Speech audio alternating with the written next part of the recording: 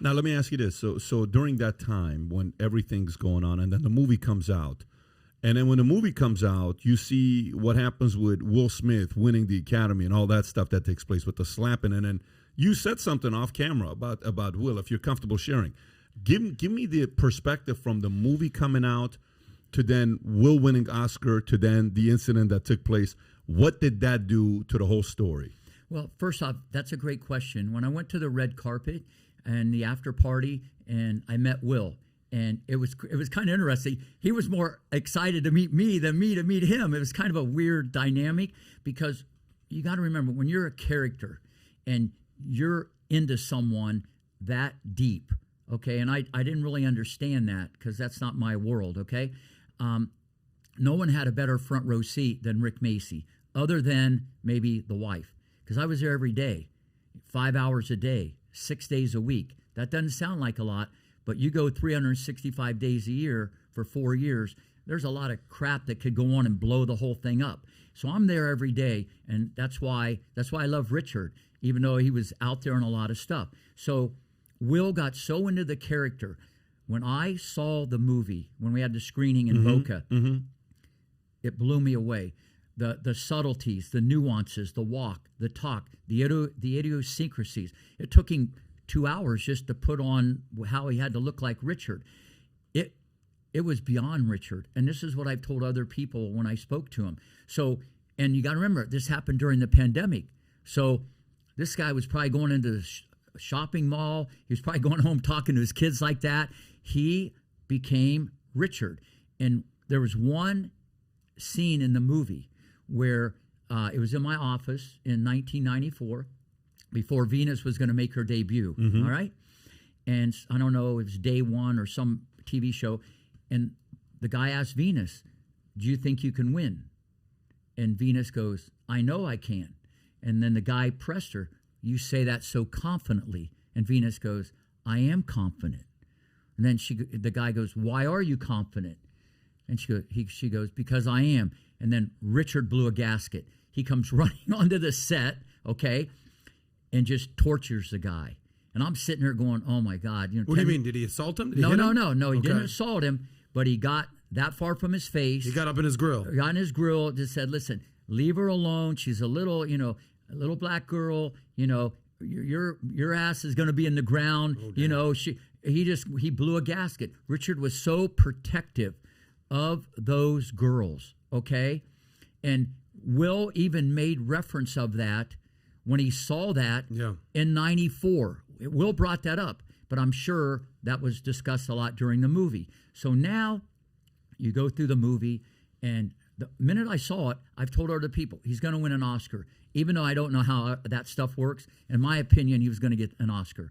So now, when he's at the Oscar, that reaction was beyond bizarre. That doesn't mean I'm justifying it, but something inside of him made him do that. Because looking back, I'm sure he wished he wouldn't have done it because the ripples worsen now the action. But maybe the guy thought he was Richard Williams. So that's very, very, that's my take on it. It doesn't justify. He has to own it. But at the end of the day, it was bizarre. When he did that, when he got up on stage, I know not that you're a psychiatrist or doctor or anything like that, but you have a front row seat to all this, right? Yeah. Richard Williams, Venus, Serena, Will Smith. I saw you on the red carpet with John Bernthal. When he went up there and slapped Chris Rock, what percentage of that was he was in the Richard Williams character moment, still in it? And then what percentage was everything he's been dealing with in his own personal life with Jada? Is it a cumulative effect? I mean, you said that he was basically becoming this guy, Richard Williams. What's your analysis? Yeah, another great question. I think a lot of it is Richard, because initially he laughed. I just think that he wasn't even thinking. I mean, it was just Richard. I know it's hard for people on the outside to look at like that, but they become these people. And he even kind of said that when he was giving his speech. 100% said that. The crazy father. Yeah. But people aren't going to say, that's justified. But I could see that because that was out of character to do something like that at that moment when he's at the pinnacle. because he's done a lot of great things in movies. What do you think, Pat? Well, you ever seen the moment when Jack Nicholson's having dinner? Jack Nicholas. Which one's the actor? Jack Nicholson. Jack Nicholson's having dinner. Okay. Yeah. He comes out of a restaurant, and a reporter comes up and he says, "Hey, Jack, did you hear about what happened to Heath Ledger? What happened to him? He was found dead." He says, "What?" He says, "Yes." Do you remember what his next line is? No, because they were both the Joker. He says, "I told him never to play Joker." Shit. You never seen this? I recall it, yeah. He says, "I told him to never play the Joker." Now, there's a part of that on what you're saying that I can agree with, because if you're playing a role that long for that much, I can see how you can take method actor. Yeah, I can see how you can take that and become that. Like, they say Daniel Day-Lewis is one of the greatest actors of all time because of the way even what's his name talked about it. Ethan Suplee talked about it last week, where he gets into it so much. Yeah, that's like he's just fully a part of it, right? And you don't even know who you are. You leave.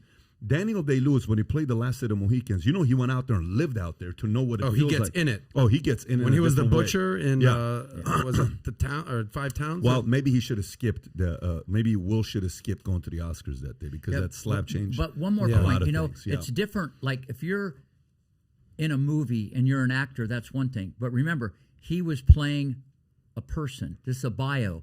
That's a little different than just acting. Yeah. You know what I'm saying? I mean, he was an alive person too. Well, there is a difference between there's a big difference. There's zero excuses for his behavior. Zero excuses for his behavior. So there's no way.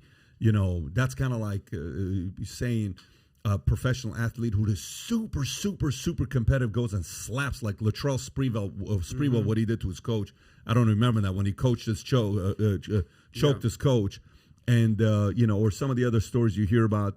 Rudy Tomjanovich years ago running, the other guy knocks him, and you remember the whole thing? The center of court. Yeah, center court. So there's no excuse. Was that Larry for Bird? Who did that? No, not Larry Bird. Larry Bird got into maybe that was Julius Dr. J. Irving. Dr. J punched Larry a few times where Moses Malone was holding him back. But that's a completely different. But do you think the backlash against Will is actually justified to the point where what he did was that bad? Yes, we agree. Not a good thing to do. Yeah. But he didn't beat the crap out of somebody. He didn't murder somebody. He slapped another man. So they're talking is Will's getting canceled. Yeah. Never again. It's like this was the biggest just Hollywood blockbuster star out there. I get it, but do you think it's overblown? I think it's a culmination. I don't think it's just one thing. I think it's a culmination of a lot of different things he's dealing with. I think it's 80% of the stuff that we don't know about, and it's 20% of the stuff that we know about. The 80% of the stuff that we don't know about, we're all speculating. Just what we did a couple of days ago with the whole shirt free will, the campaign that we put together that but anyways, going back to this with... You know what it is, by the way? What? There's certain things that we may see, and there's certain things that Rick may see. Yeah, that's right. Well, I think it's a... that's a good one. I should use that. It's a medley of stuff. If he'd have done that on the street, it's no big deal. But because he did it in that backdrop, and, they have to do something... Even if it's just to do something, that's what's bad about the whole thing. They just have to react. They can't just say, "Don't worry about it, bro. It's okay." They had to do something. It's kind of like the Johnny Depp story, right? The Johnny Depp story that's going through. With what's the Amber Heard, right? That they're going through. I don't know if you're following the story or not with the two of them that they're. Well, he's Hollywood these days. He's on the red carpet. How can he not? Yes. No, I'm on the court. I'm going to stay on the court. Yeah, that's my wheelhouse. But this whole story that's going on and. All these videos becoming, all these videos becoming like the recordings that they're talking about, and everything is public. I don't even like it. I don't even like the fact that. So you guys chose to do the Epstein case, and you did that private, but you're doing this public. Like it should be the other way around. That one affected people's lives. This is between two people. Leave them alone, and they're getting embarrassed publicly, and the recording you're hearing about. You don't know what people are really dealing with. Johnny Depp. One guy said something. He said. In the last 50 years, there's not one story of Johnny ever raising his hands on anybody, right? Meaning, Will Smith, the last, 30 years, there's not one story of Will doing what he just did.